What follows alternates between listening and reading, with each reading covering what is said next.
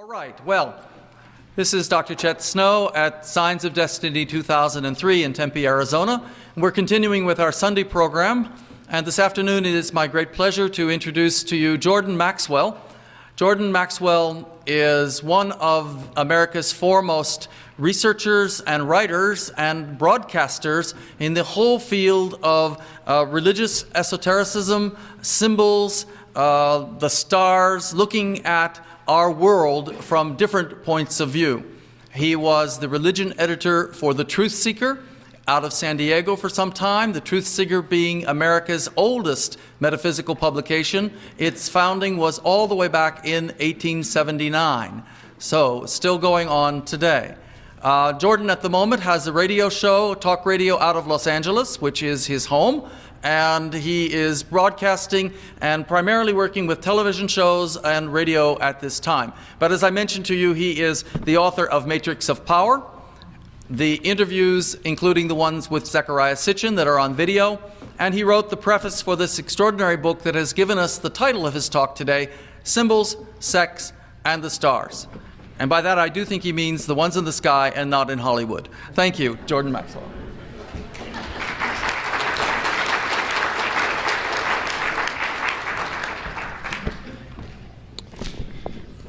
Thank you all. I want to thank Chet for having me here, and I appreciate the invitation. Before I begin tonight, I have a couple of announcements. First of all, I want to say I'm very honored to have in the audience Sir Lawrence Gardner. I have been impressed with his brilliance and his work, and I'm delighted to have him in my audience. Carry on, Lawrence. So anyway, many subjects have interested me in my life, but one of the high points of being able to travel and speak to audiences, one of the few things that I have gotten out of my life's experience is to meet interesting people. And I'd like to pay tribute to three people who have influenced my life greatly. Probably the most impressive man I have ever personally known and has impacted my life was Mr. Manly Palmer Hall. Manly P. Hall, if you do not know, is one of the most brilliant spiritual men that I have ever even read about. And so I want to pay tribute to Mr. Hall, who is no longer with us. A very wonderful man.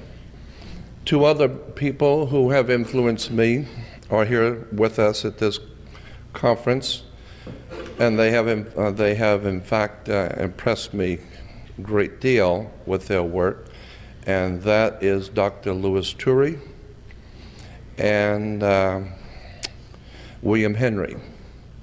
I believe William Henry's work is extraordinary, and there's a lot more to Dr. Louis Turey than meets the eye. He's a brilliant man.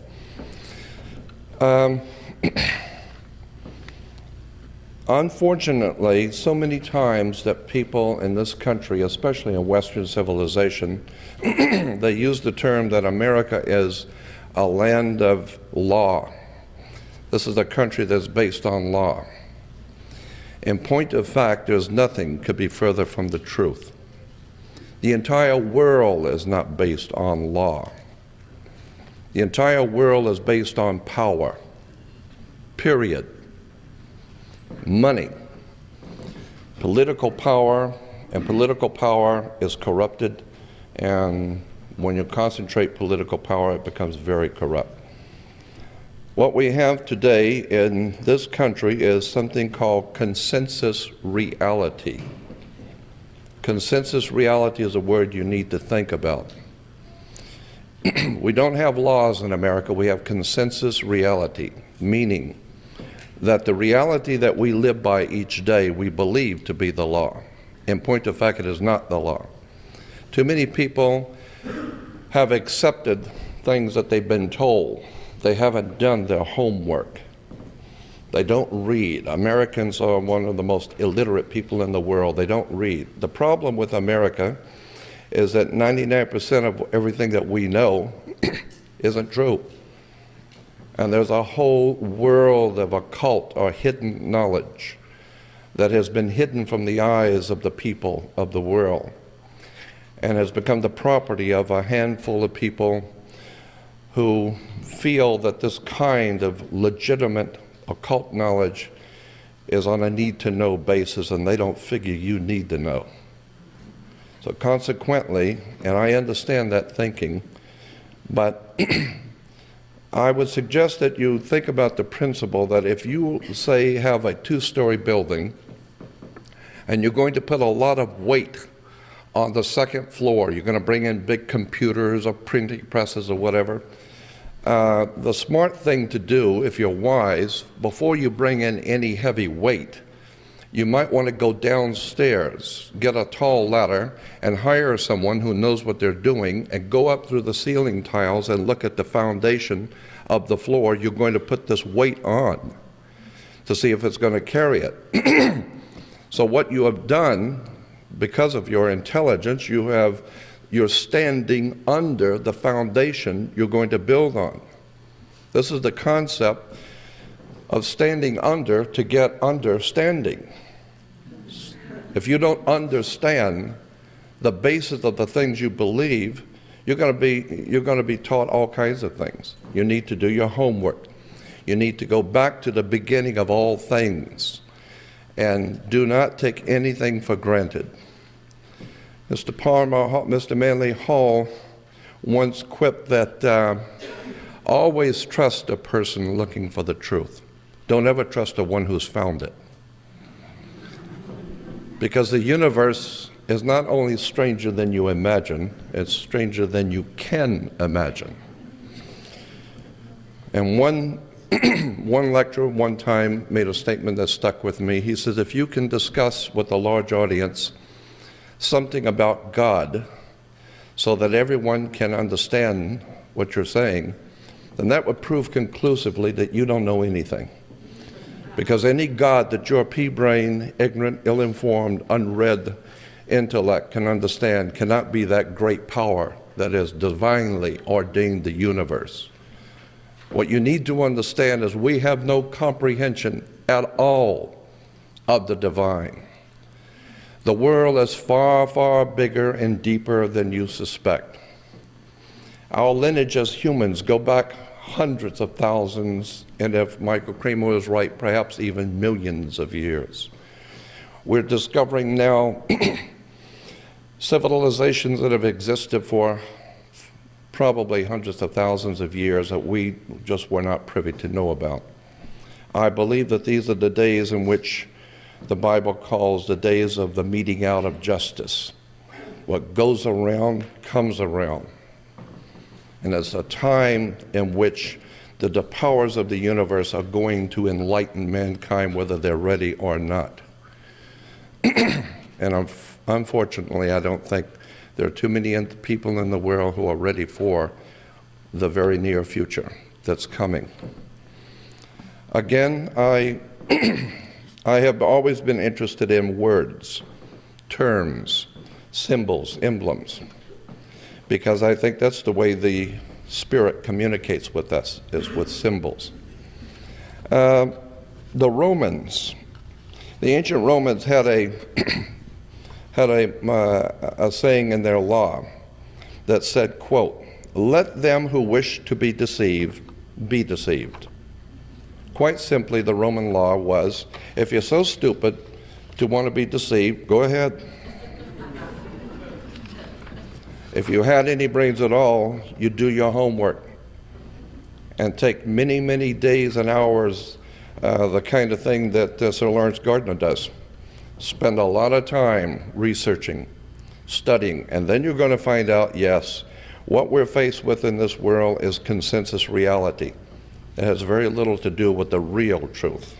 The real truth, you better wake up and find out, has been around you all of your life. You just didn't see it. A classic example, a humorous one to start with, a more serious later. I don't know if any of you have ever heard of this. It's been around for a while. Abraham Lincoln was elected to Congress in 1846.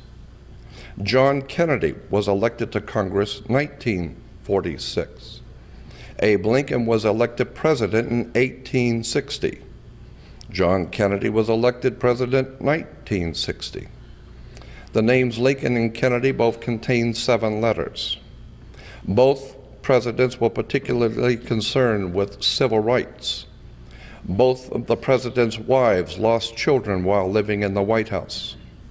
Both presidents were shot on a Friday in the head. President Lincoln's secretary was named Miss Kennedy. Kennedy's secretary was named Miss Lincoln. Both were assassinated by Southerners. Both were succeeded by Southerners. Andrew Johnson, who succeeded Lincoln, was born in 1808. Lyndon Johnson, who succeeded Kennedy, was born in 1908. John Wilkes Booth, who assassinated Lincoln, was born in 1839. Lee Harvey Oswald, who assassinated Kennedy, 1939. Both assassins were known by 3 names: John Wilkes Booth, Lee Harvey Oswald. Both names are comprised of 15 letters. President Lincoln was shot in a theater named Ford. Kennedy was shot in a car named Lincoln, made by Ford. John Wilkes Booth ran to a theater and was caught in a warehouse. Oswald ran from a warehouse and was caught in a theater. Booth and Oswald were both assassinated before they could go to trial. And a week before Lincoln was shot, he was in Monroe, Maryland. A week before Kennedy was shot, he was with Marilyn Monroe.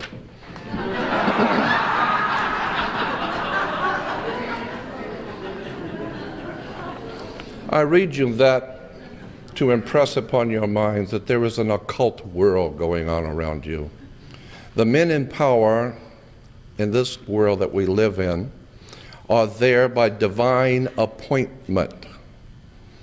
So when you hear the term the divine right of kings, you better look at that, because there is such a thing as a divine lineage going on throughout the world that most people just hear and have no comprehension of the implications of our governmental systems over the earth.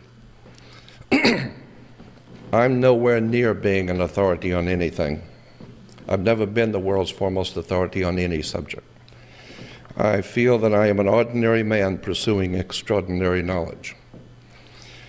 As ill-informed as I have been and am now, I'm smart enough to know that there is a God in the universe. There is a divine presence in the universe that men have called God. But I'm also very much aware that men's minds have misused and abused the Spirit. And the sacred will allow you to do whatever it is you're going to do, but there's a time that what goes around comes around.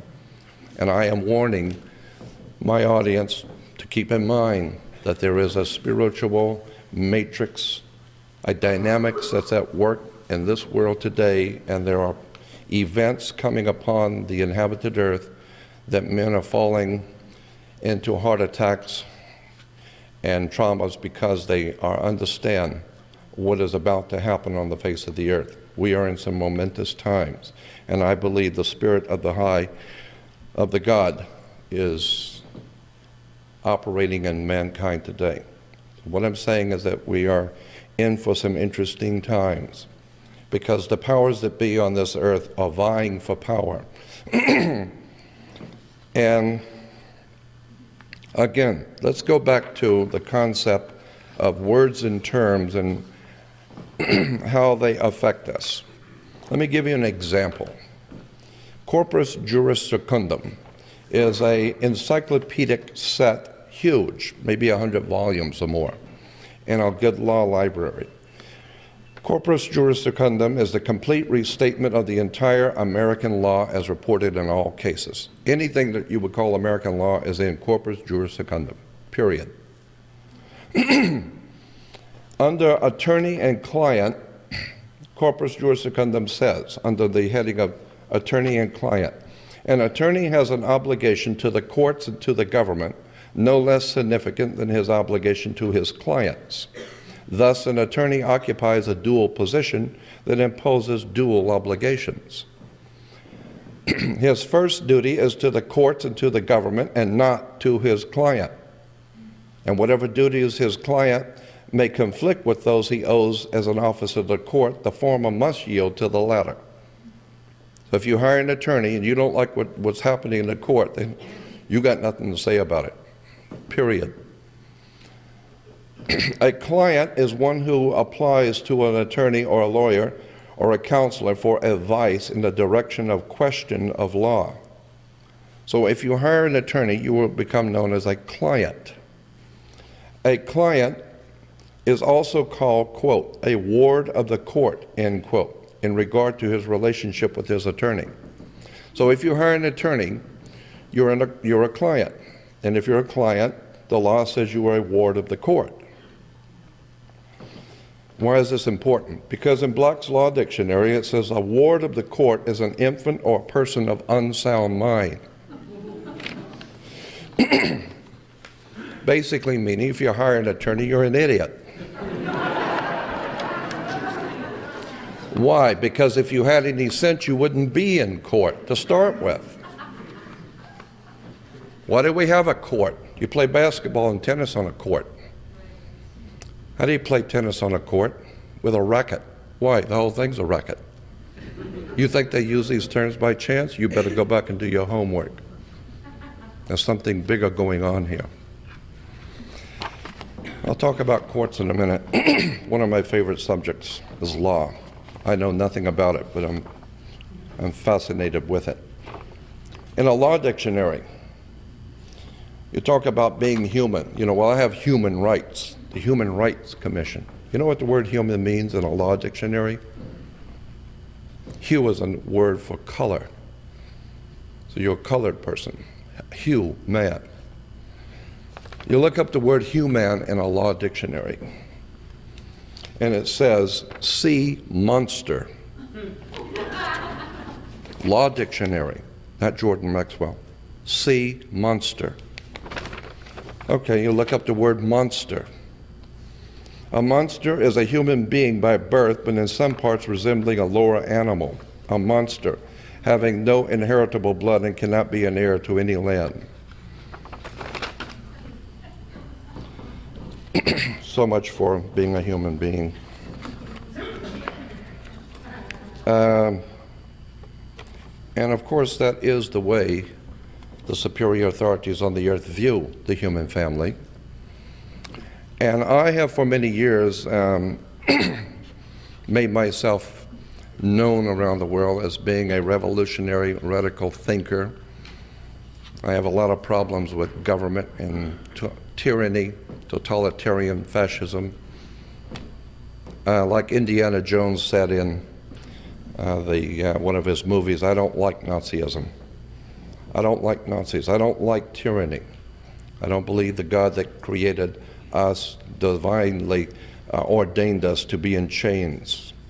I think that the human spirit has always and will always rise above petty politics.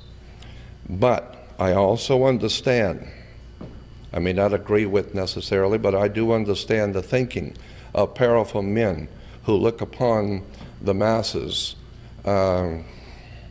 as nothing but a bunch of sheep. Because in point of fact, too many of us act like that. In the book 1984, George Orwell, that was published in 1948, let's see, who was it that did the forewords? There was a quote. There was a quote in the 1984 original edition that said this,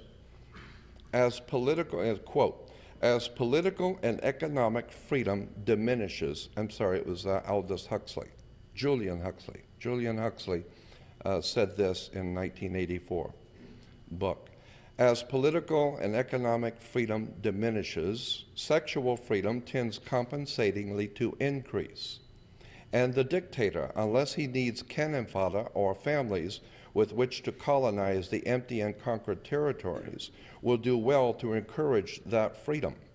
in conjunction with the freedom to daydream, under the influence of narcotics, the movies, the radio, and it will now help to reconcile his subjects to the servitude which is now their fate.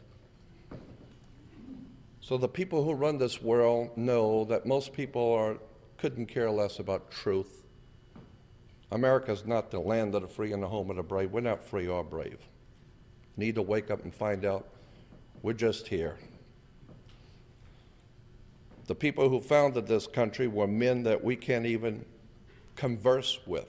They used a whole different terms and different logic. They were men of renown, brilliant, intelligent men who were students of history. And of course they made enemies in England, but they had the respect of the British kings and the respect of the British royalty. They may not have loved them, but they respected them because they were brilliant, intelligent men. Unfortunately, our country today has very few, if any, on those qualities left. Let me give you an example of how people play with your minds. In television, you have something called the Emmys. The Emmys they come out of Washington, D.C., and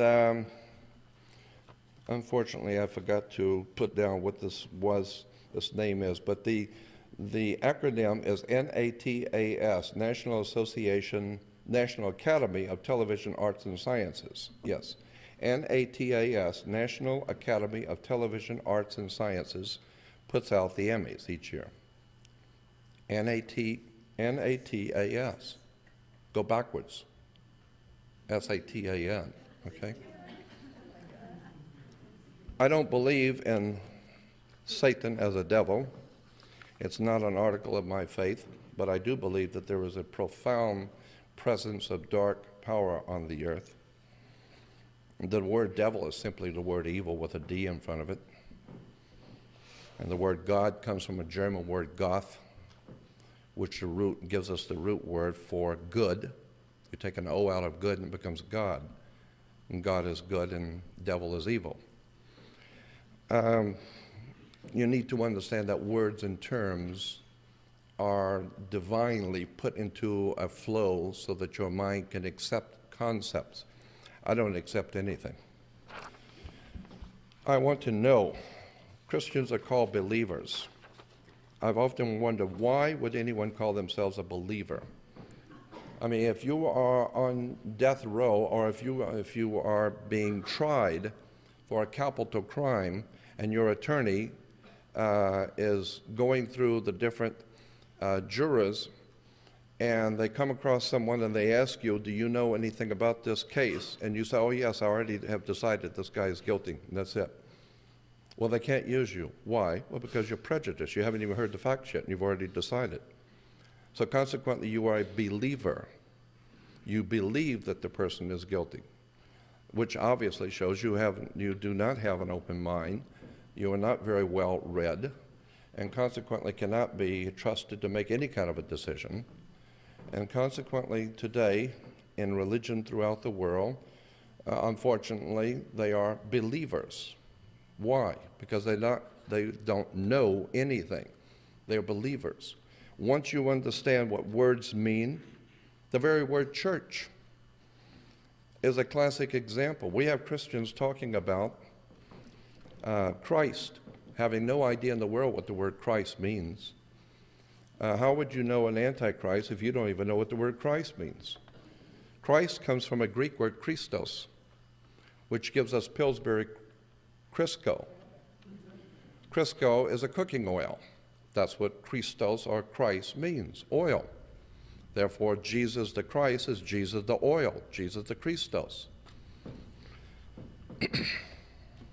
The Christos, the oil, yes, because oil, you ask any Christian, why is Jesus called the Christ? They will tell you because he was the anointed.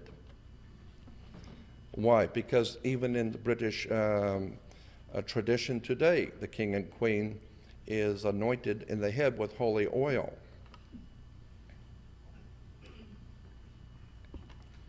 Interesting symbols, I suspect. why were the ancient kings, not only in Israel, but throughout the ancient world, always anointed in the head with holy oil? Well, it has to do with Yahweh, Jehovah, Yahweh, the God of the Hebrews. Yahweh is not the name, it's not a proper name. Yahweh is a descriptive term that's describing something. The best way to illustrate what Yahweh is describing is to take a garden hose and bend the hose at the nozzle, turn on the water and feel the pressure building up in the hose.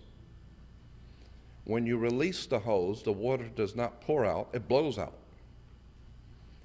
And it's an extraordinary release of energy. And that extraordinary release of dynamic energy, it was pinned up, that is released, is referred to in the ancient Phoenician world as Yahweh. The dynamic release of energy, Yahweh. That word was used in relation to sex, period. The release of dynamic energy from the male into the female, because only God can create life. That's right, that's what the woman does.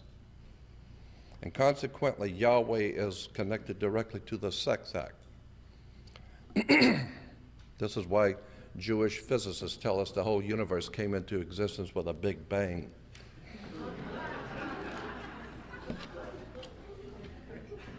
You need to do your homework on words and terms. You will find that there's an extraordinary ignorance among the people of this world in relation to theology and religion. I talked about the word church. A lot of people do not know that the word church, an English word, as a matter of fact, you might want to keep this in mind. Go to any good library and do a lot of reading in the Oxford Dictionary of the English Language. Very important set of books. The word church, English word, goes back to a Scottish word, kirk. Kirk is church in Scottish, which is why you have a television show with Captain Kirk, the good ship Enterprise. That's what Kirk is, enterprise. Money, political power. The very word priest, well, let me finish with church, because there's more to it. Church goes back, as I said, to a Scottish word kirk, but kirk can be traced back to a Roman goddess named Circe. Circe in Rome can be traced back to a Greek goddess Circe. She was called Mother Circe. I'm not making this up. Mother Circe in the ancient Greek was known as an enchantress. She was able to hypnotize people, bring them into her house, turn them into pigs, and eat them, and live off of them. And this is what has happened today. Mother Circe, Mother Kirk, Mother Church has hypnotized nations and people that come into her house, turned them into animals to be used as cannon fodder for wars throughout the world, and live off of them. I had an FBI agent in 1989 call me from San Diego, and he said, "Jordan, this is a social call, not a business. I'm calling you to tell you that the FBI has been watching you for many years. We're following everything you say and do. But I want you to know, as a social call, that your government at this time," and that was in '89, "your government at this time does not consider you to be a threat. However, if people begin to, because they're hearing you, but if people begin to listen to you, and you begin to grow in popularity, the established order is going to have to take another look at you. And your government is not concerned too much about what you do, because you do not advocate ever taking up arms or in any way overthrowing government. And so we, even at the FBI, are interested in how you do and what you do. But he said to me, however, there will come a time that if you continue to expose the church, there will come a time when they will have had enough of you and they will deal with you. And his words to me were, the church in America, unfortunately in the rest of the world, is organized crime. At its highest levels, it is high politics, major money. And anytime you got major money and profound effect on masses of people, you've got to know you have organized crime. And then when you see the criminals, which you can watch on, they're not even criminals actually in America. We have dopes. And these dingbats who are on television, who are promoting their brand of Christianity, have no concept of the foundations of real Christianity.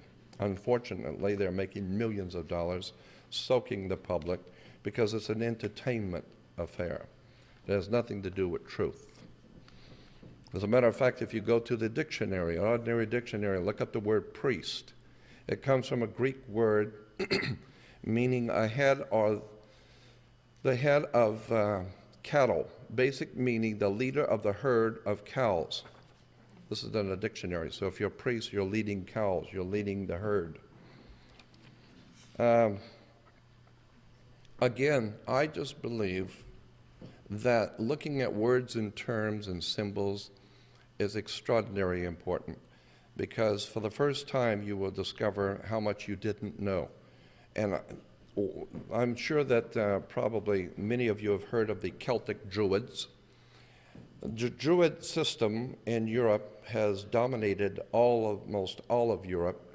It even influenced the thinking in Eastern Europe, but it dominated Western Europe, and it dominates America. And one of the most important symbols in the Druid religion, and it wasn't just a religion, it was a governmental, theological, governmental system at work in Europe. And one of the most important symbols in Druidism was a magic wand, like Merlin the magician with his magic wand. Well, magic wands were always made out of the wood of a holly tree. It was always made out of hollywood. And today, there's a lot of magic going on in Hollywood. The people who run Hollywood are many things. I know, I've lived there for some 40 years. I have been friends with many of the people in Hollywood. And I have noticed that there are many things, but stupid is not one of them.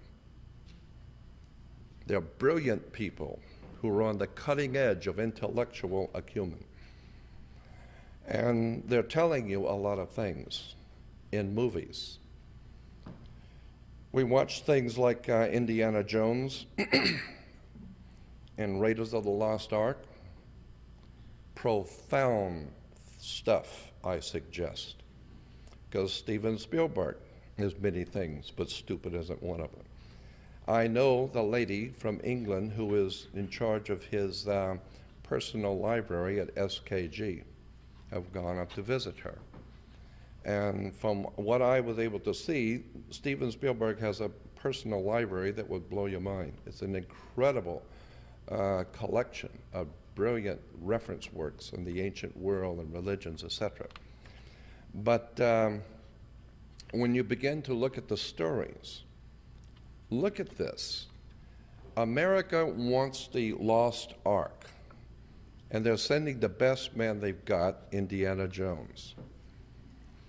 And why? It's because they know the Nazis are looking for the lost ark. And anything the Nazis are looking for, America wants first.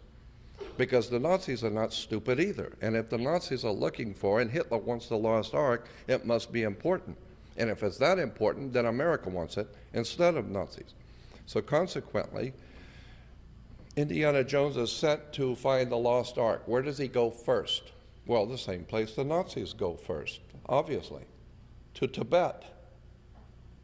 Northern India, Tibet, remember? Why Tibet? And he finds the Nazis are already there. They're looking for the key to the lost ark also. Now in the movie, the metaphor and the symbol is, of course, this little crystal that's going to point to exactly where the ark is. But it's a metaphor. Tibet is important in the understanding of the lost ark. And then after they get the key, what's the next place that the Nazis and Indiana Jones go? They go to the Holy Land, to Israel. No. They went to Egypt. Why Egypt?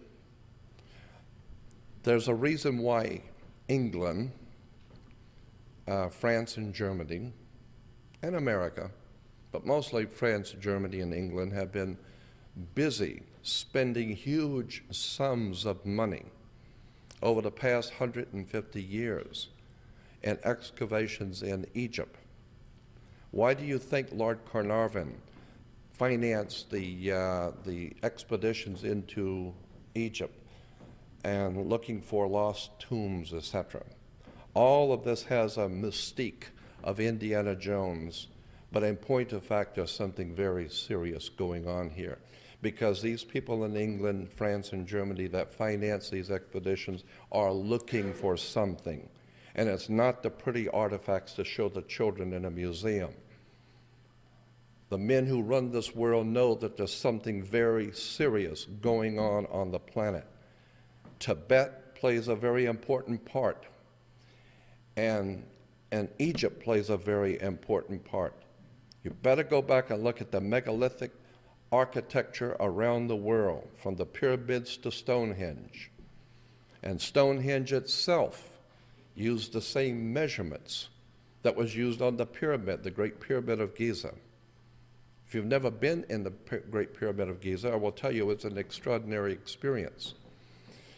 I laid in the king's sarcophagus and was blessed in a ritual by a Kemite priest. It's an extraordinary experience seeing that much of massive building, and only until one has been to Egypt and been privy to see the temples do you begin to understand how much America has not been told. There are extraordinary things in Egypt, and it has nothing to do with the people who live there today. It has nothing to do with the Arab population that live there today. We're talking about ancient Egyptians, and we're not talking about 2,000 or 3,000 years ago. We're talking serious ancient. And when you begin to see the statues in the temples and the profound beauty and the dynamics of the architecture, one is struck with the overwhelming feeling of awe. This is the work of the gods. Well, I wouldn't be a bit surprised if they're here now with us. I'm totally convinced that when the Bible talks about, "Come, let us make man in our image, after our likeness," I talked to Rabbi, I'll not use his name, I talked to a rabbi as far back as 1965, 64, who at that time was the head of the American Rabbinical Association, some large organization in America of Jewish rabbis, and I asked him about that quote, "Come, let us make man in our image, after our likeness." And he said that there are many ways to read the Bible, of course, but a correct reading of that particular scripture in Genesis does not say God created man. As a matter of fact, the entire Old Testament does not say God created man. Period. But what it does say is, "Come, let us make man in our image, after our likeness." Not create man, man's already here. So it is a recreation of a creature which is indigenous here, which is already here, which implies someone had the power to intervene in our evolution. Someone from somewhere said, "Come, let us take the creatures which are here and entire species and let them ultimately be in our image, after our likeness." And then later on in Genesis, it goes on to say that here man has become as one of us. What do you mean, one of us? Knowing good and evil. I believe it is an article of my faith that for whatever you might wish to call these entities, the Bible refers to them as sons of God. Sons of God, incidentally, are not angels. You need to understand there's different words, and the reason why there are different words in the Bible because they mean different things. There's a world of difference between an angel and the sons of God and the watchers. These words are not there to fill out pages. They're telling you something. Angels are one thing. Sons of God are able, we're told, to materialize in human form and cobort with women and get them pregnant. It shows that plumbing worked.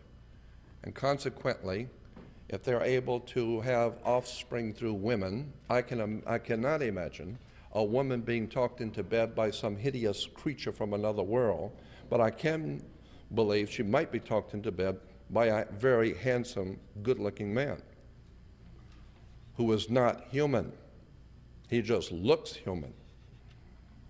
And you better go back and do your homework. This guy walks through walls.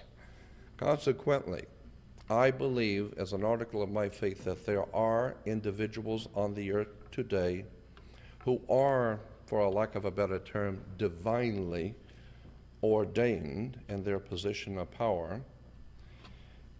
And I don't know if that makes me happy or not, but I'm smart enough to accept it and realize that, I guess for a lack of a better way of saying it, someone has to run the world.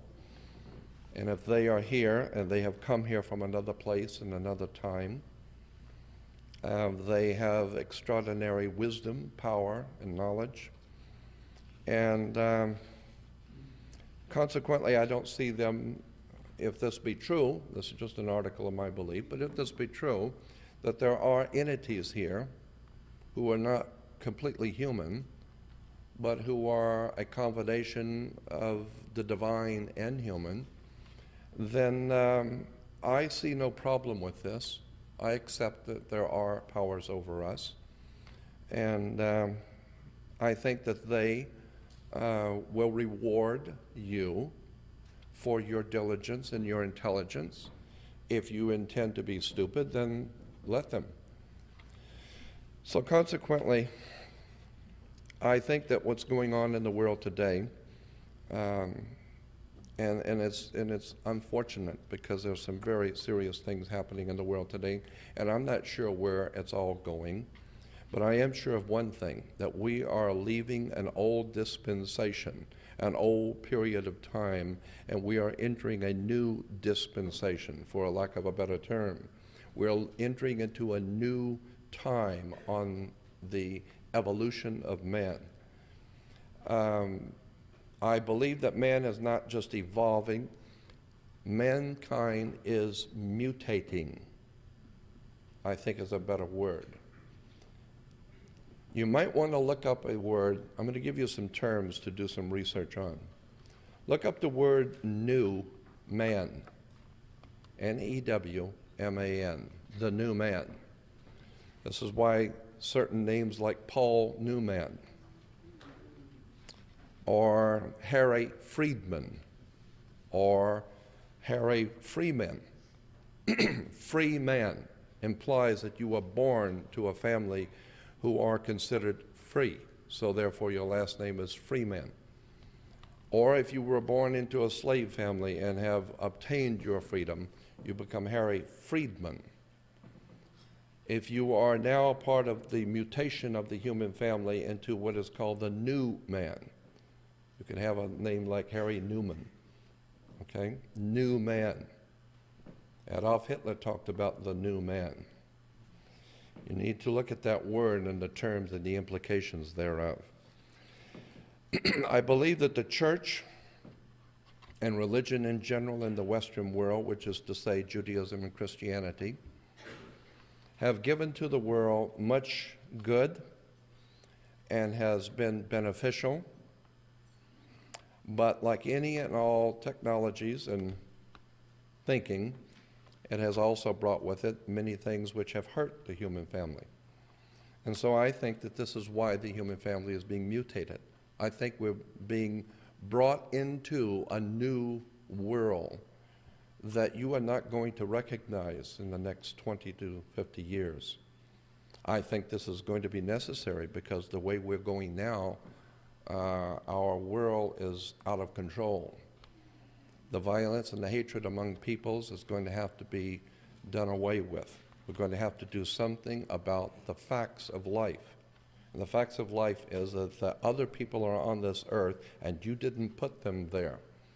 Other people are on this earth because the God who created life has allowed all of us to be here, and somewhere along the line there's got to be order on this planet. And I believe that there are certain individuals are ordained to make sure that happens. So I don't have any problem with power. I have problems with people who misuse power. But those people who have the power to do something for the good of mankind, I am sure that they are working around the clock, taking care of their business. Again, I go back to the concept of consensus reality. Don't ever just accept anything on its face. First of all, I have no, and let me say this publicly, I have no respect for the skeptic society, period. Because I don't like religion, period. I'm interested in truth. And anyone who gets paid, financially gets paid to be a skeptic doesn't impress me. People who call themselves scientists and they're doctors, they have PhDs, that doesn't impress me either. All of Hitler's top Nazis were all doctors, PhDs. Dr. Mengele, who murdered children. So I'm not impressed with doctors. I'm not impressed with government. I'm not impressed with mankind. I'm impressed with the foundations, the ancient foundations of the human family and where we're going as a species on this earth. And I realize that there's some serious things going on in this world that we need to look at. Where is the United States? You ask any American today, where's the United States located? Well, that's silly. Oh, is this silly? You think so? Do you know where the United States is located? Because you need to understand there's a world of difference between United States and America as a country. In 1870s, 1878 to be exact, there was a privately owned corporation incorporated called United States Corporation. And it was stipulated in the corporation papers that anyone who would work for that particular corporation would be called a citizen, not an employee. It's a privately owned corporation. It was referred to as United States. So today, if you're conducting business in this country and someone asks you if you're a citizen of the United States, and you say yes, because you perceive the question is, are you lawfully in this country to do business? And you say yes.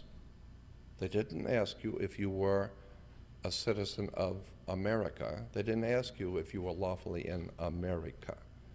According to international maritime admiralty law, they ask you a question. Are you, of your own volition, out of your own mouth, testifying that you are a citizen of the United States? The United States is a privately owned corporation. It's a privately owned company. And if you say, yes, I am a United States citizen, now that makes you an employee of a privately owned foreign corporation. The United States, the very word United States means, quote, the Philippines, American Samoa, Guam, Puerto Rico, Virgin Islands, and the Northern Mariana Islands, period. So when you use the word United States, that's what it means. The corporation headquarters is in Washington, D.C.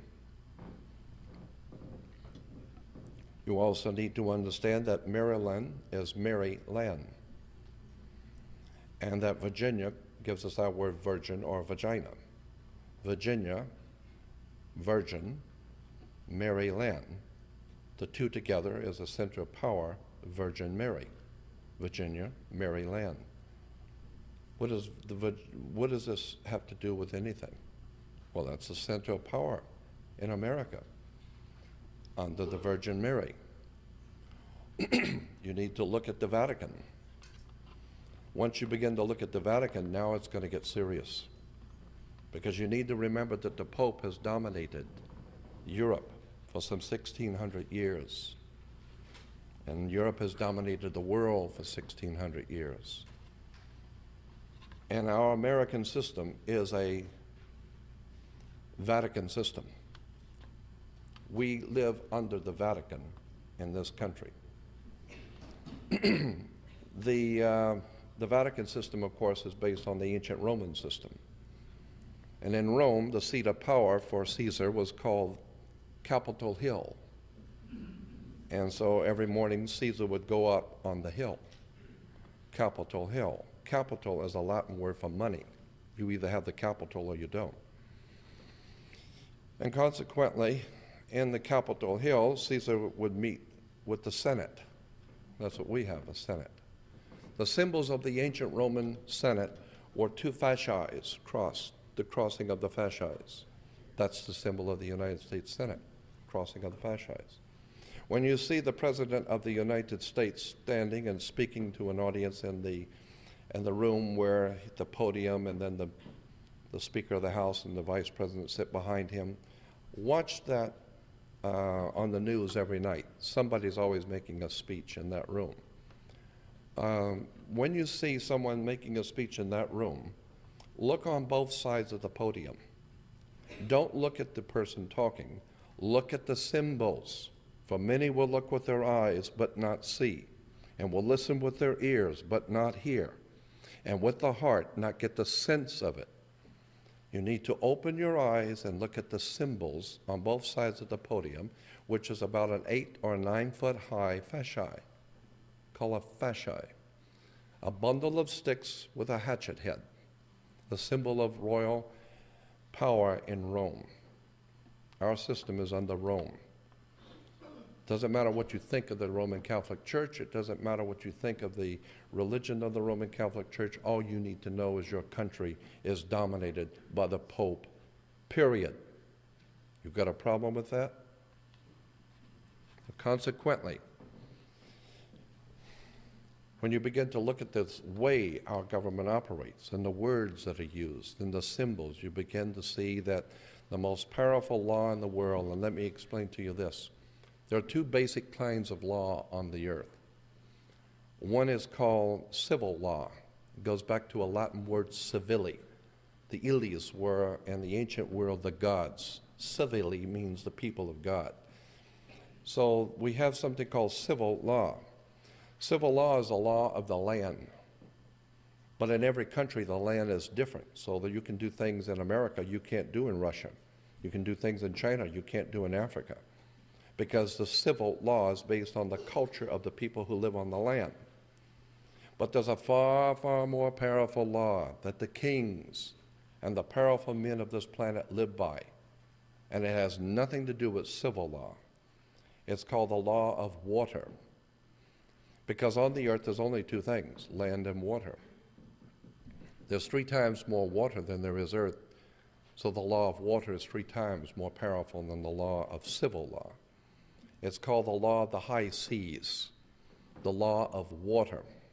This is why the Vatican is called the Holy See. The sea is considered holy by the masters of this planet, the waters of the earth. And consequently, based on that idea that the law of the sea is the most powerful law on the earth, it's referred to as banking law. The law of money is the law of the sea, the cash flow. And once you understand that you can get a credit card in China and use it in Africa, you can get open up a bank account in New Zealand and use it in Alaska. Why? Because it's banking. And now you're talking money.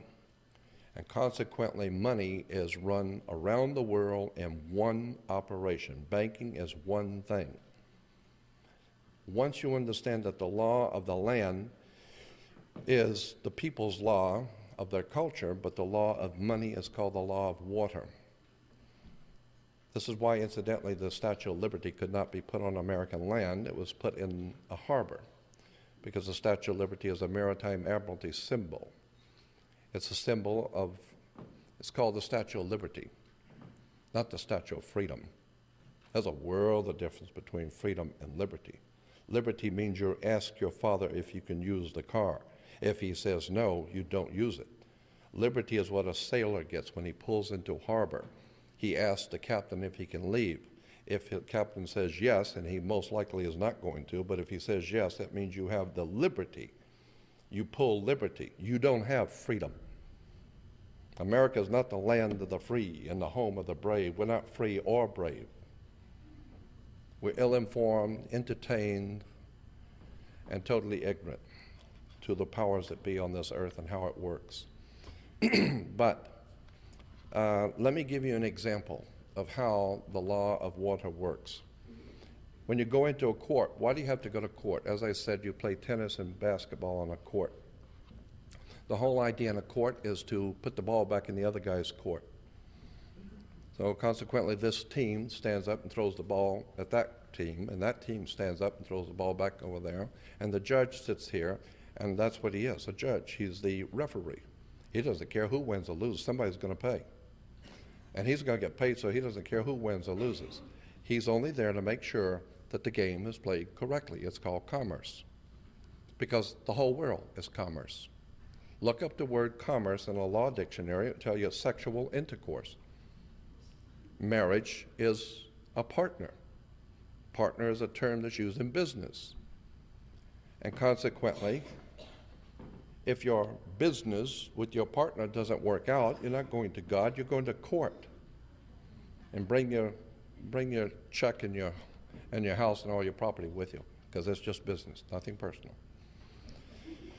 Consequently, I'll give you an example of how this works.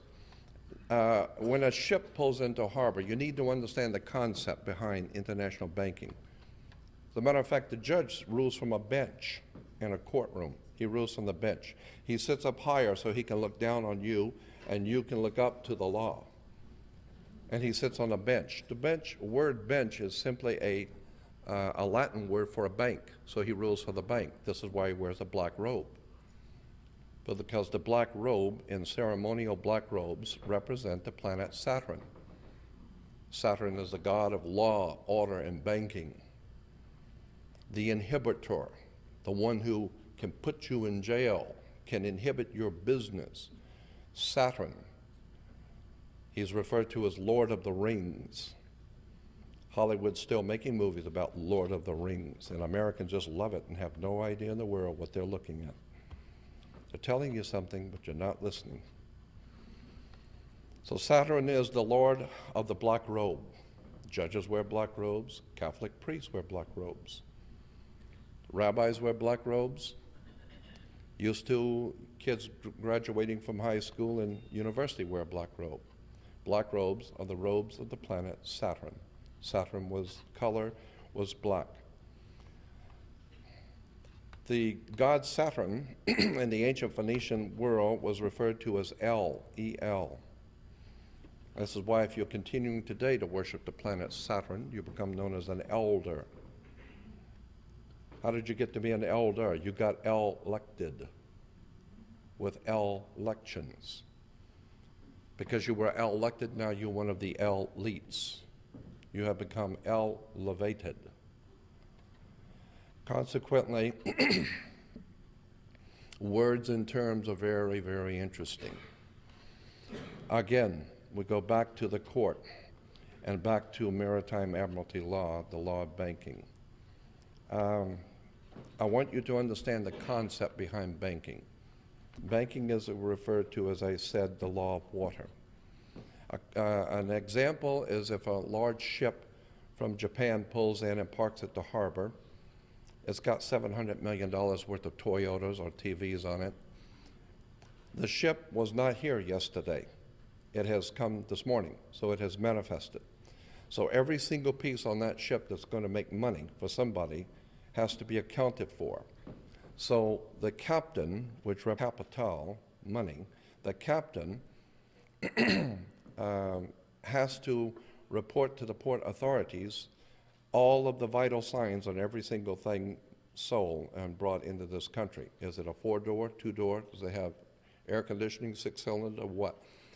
Every single piece has to have what is called a certificate of manifest, because it wasn't here yesterday, it's manifested. So you have to have a certificate of manifest with all the vital signs on it. Why? Because it's money, and it has to be kept track of. And when the ship pulls in and parks, it sits in its berth. All ships are referred to as she. There's a reason why. The ship sits in her berth, and it's tied to the dock. Consequently, these items are coming in on water. Money is changing hands. Maritime admiralty, banking, law. Now, it's a curious fact that, in point of fact, when you were born, you came out of your mother's water. Her water broke. You came down the birth canal. And when her water broke, you came out and you were birthed, because the ship sits in her berth. It's birthing a ship. And consequently, you have to have a birth certificate. And if you're taking a car off the ship and it drops and falls, now you've lost money. But that's all right, because the system allows for breakage. So you have to have a death certificate signed by the dock. The dock has to sign your death certificate, right? So you need to understand that you are a maritime admiralty product. You came out of your mother's water. You are a human resource. You need to understand the way banking and world government works. Again, I don't have any problem with this, because there's no need to have a problem with it. This is the way the world has worked for at least 6,000 or more years. All I'm saying is that when you need to understand that words and terms and symbols are used in religion, churches. Why do you have Jews going to synagogue? In this country, it's spelled S-Y-N-A, synagogue. No, that's incorrect. In Israel, it's spelled correctly, S-I-N-A. In the ancient world, in Arabia, there was a mountain called the Mountain of the Moon, a mountain of the moon god. Even in Africa today, in Uganda, there's a mountain of the moon. The moon god in Arabia was called Sin, S-I-N. You can look that up in an encyclopedia. S-I-N was not doing something evil. It was the name of a god, the god of the moon, Sin. In the ancient Arabic language, Ai was a mountain. You put the two together, it's the god of the mountain, was Sin Ai, or Sinai. Mount Sinai is the god of the mountain, the moon god. This is why Moses was the leader of a lunar cult. In the Vatican and throughout Europe, Moses is pictured in sculpture and paintings with horns. These were the lunar horns. It's because the Jews celebrate their holy days after sundown. Well, of course, that's when the moon comes out. And consequently, the Bible even starts off in Genesis. This was the evening and the morning. So days are counted in the Jewish tradition from the evening to evening. Why? Because of Sin, Ai, or the god of the moon. Fascinating use of terms and words, as I said. You need to understand that once you begin to see how the laws and regulations of the world are put into place, the implication of the theological foundations of the world are so profoundly deep, go back so far into ancient history. You need to understand that the concepts in our mind of religion actually need to be, you need to define the terms where these things come from. Let's go back for a few moments to the Raiders of the Lost Ark. Again, why were the Nazis looking for the Lost Ark?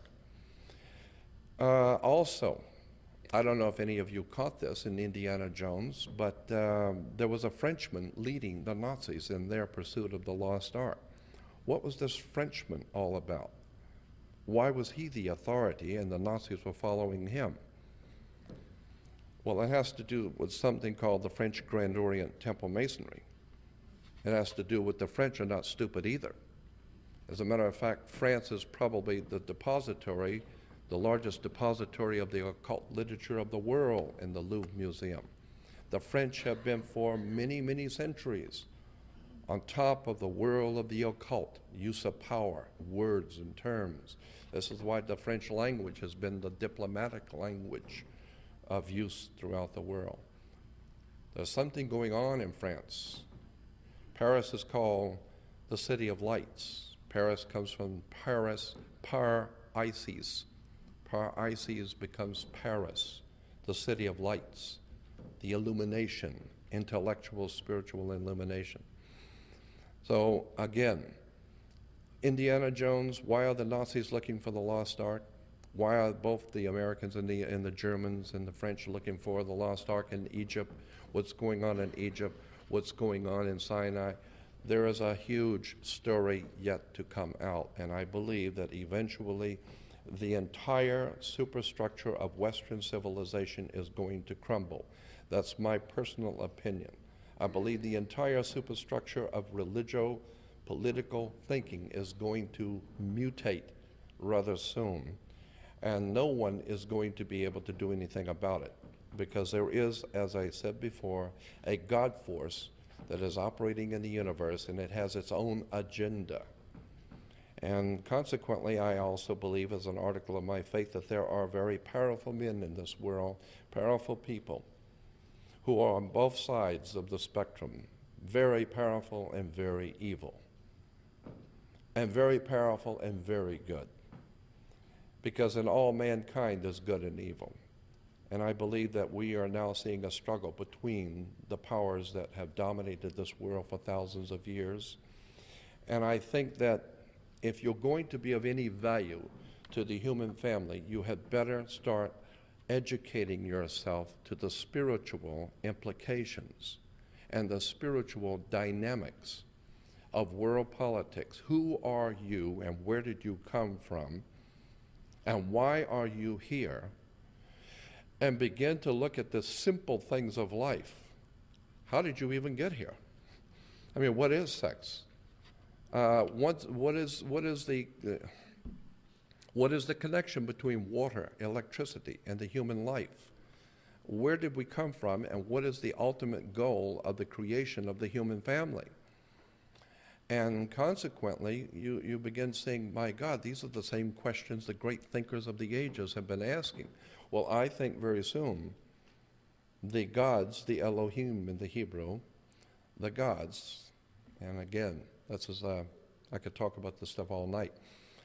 In Genesis 1:1, it says, in the beginning, God created the heavens and the earth. But that's not what it says in the original Hebrew. It doesn't say in the beginning, God created the heavens and the earth. It says, in the beginning, Elohim created the heavens and the earth. Elohim is plural. It's in the feminine and it's plural. It means more than one. And the second one, Genesis 1:2, is even more important. It says, and the earth was without form and void. No, that's not what it says in Hebrew. It says, the earth was without form and void. The correct translation was, the earth became a waste and a desolation. And the words is tohu vohu in Hebrew.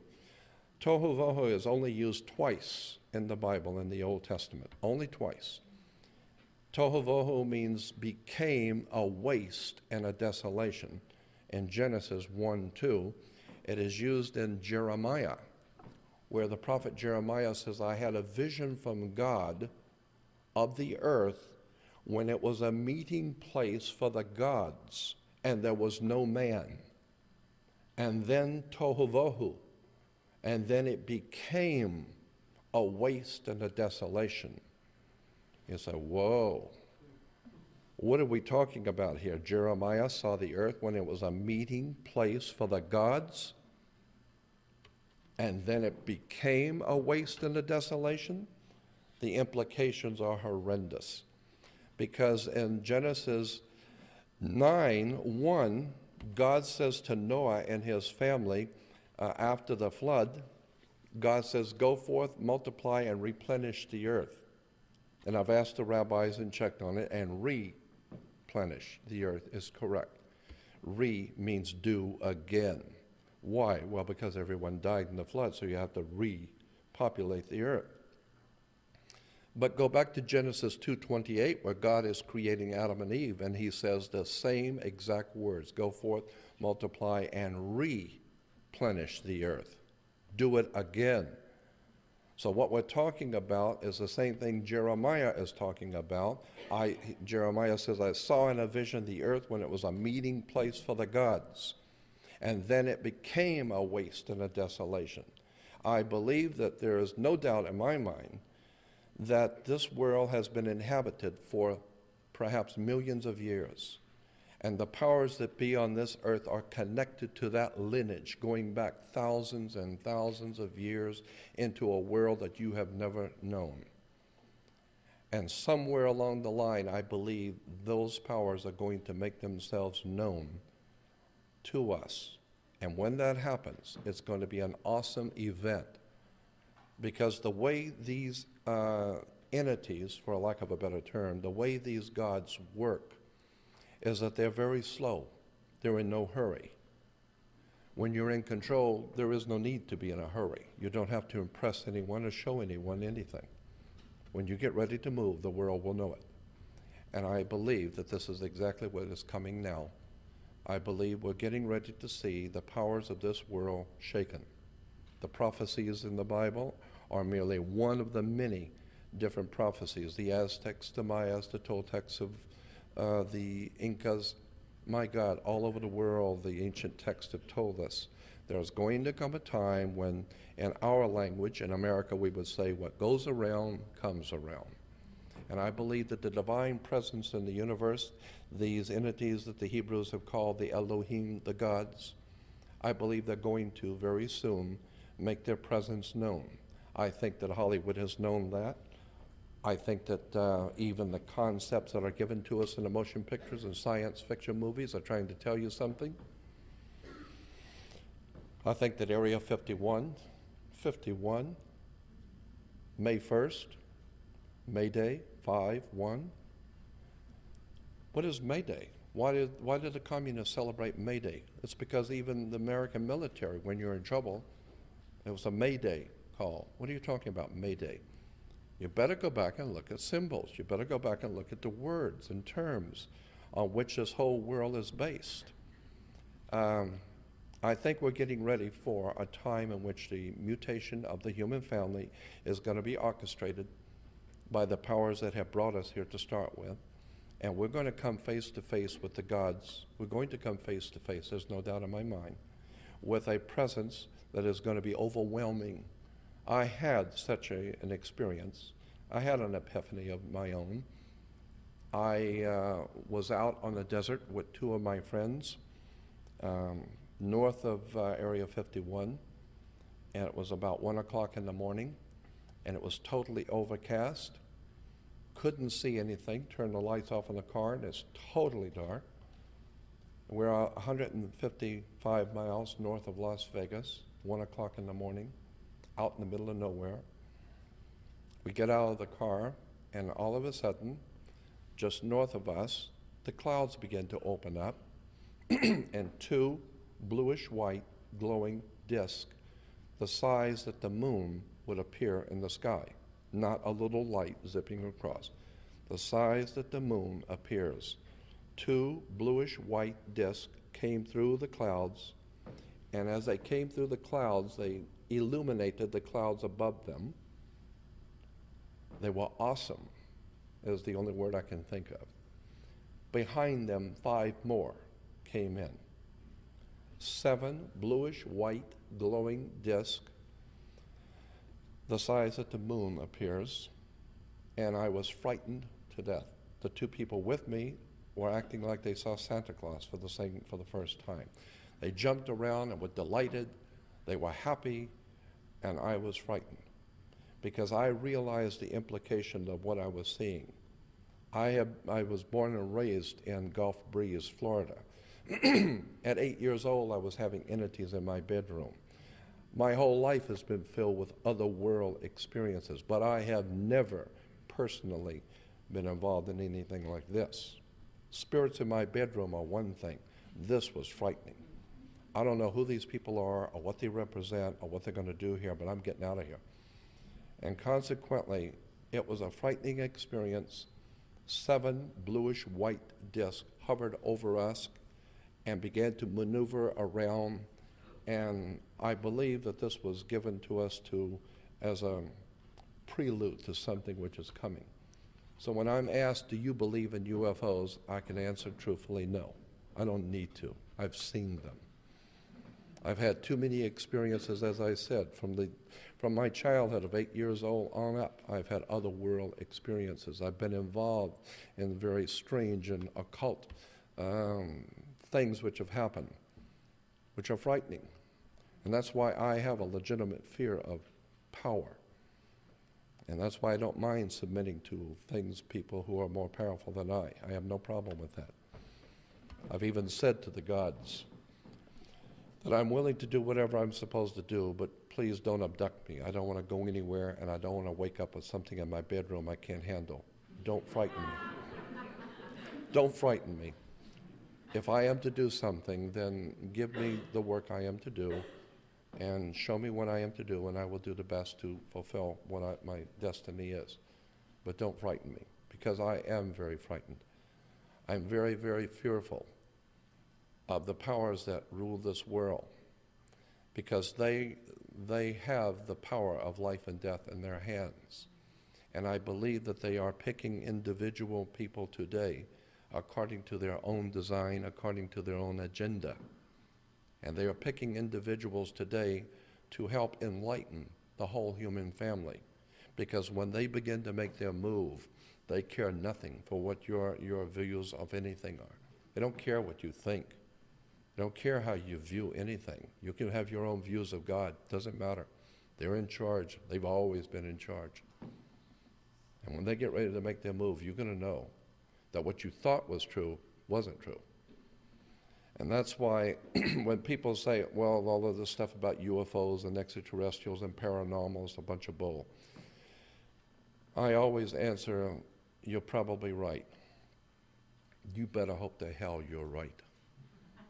Because if you're wrong and you made a miscalculation and this world is inhabited by powers that are unseen, you better find out if that's true, and if it is, you better get in tune with it, because it's going to make its move soon. And I am so convinced, beyond a shadow of a doubt, that we are in a time in which the human family, again, is going to mutate.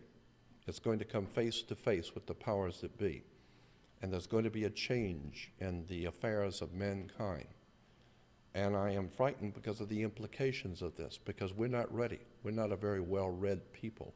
We're not very open-minded. I remember, I don't even know if I brought this out before, but I'm reminded of a quote that says, always trust a person looking for the truth. Don't ever trust the one who's found it. Again, there is something going on. There is a profound significance to the people who are on the cutting edge of intellectual achievement today.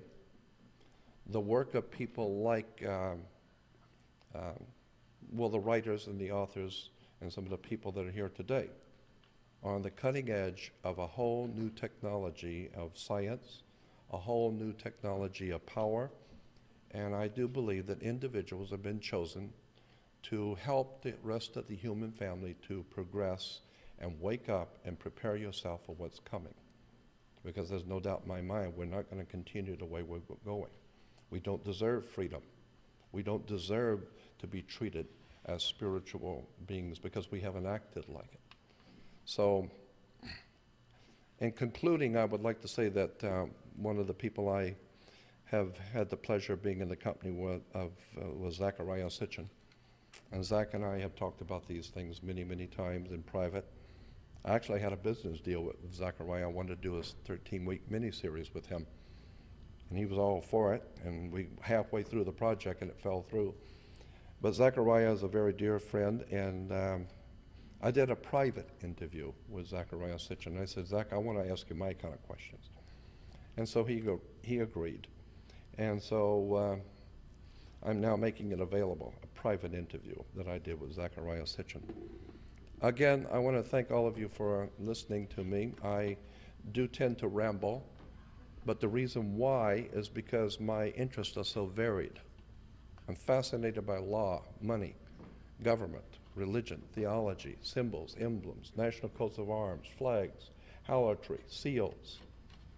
I am fascinated with the world of the occult, the mystical world of power that has been around us from day one, and I think the human family is finally being brought into a position where we're going to see these things for the first time and appreciate the powers that be over us. And I want to thank you for being with me.